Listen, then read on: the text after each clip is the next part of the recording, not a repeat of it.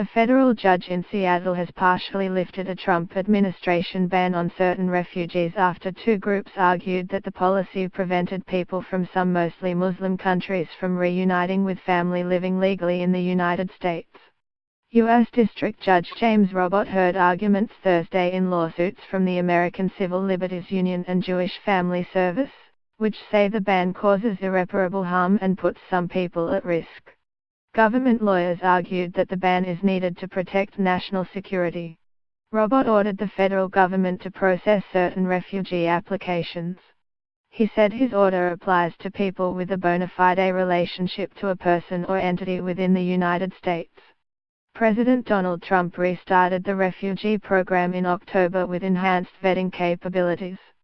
The day before his executive order, Secretary of State Rex Tillerson, Acting Homeland Security Secretary Elaine Duke and Director of National Intelligence Daniel Coats sent a memo to Trump saying certain refugees must be banned unless additional security measures are implemented. It applies to the spouses and minor children of refugees who have already settled in the U.S. and suspends the refugee program for people coming from 11 countries, 9 of which are mostly Muslim. In his decision, Robot wrote that former officials detailed concretely how the agency memo will harm the United States' national security and foreign policy interests.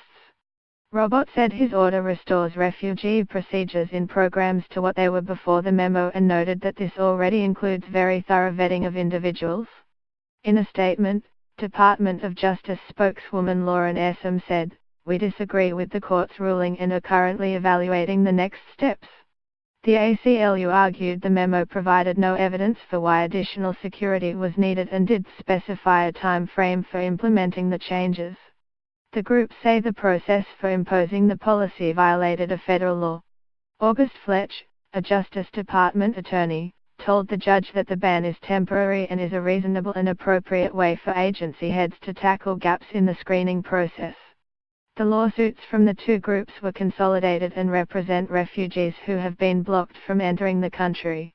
The ACLU represents a Somali man living in Washington state who is trying to bring his family to the U.S. They have gone through extensive vetting, have passed security and medical clearances, and just need travel papers, but those were denied after the ban.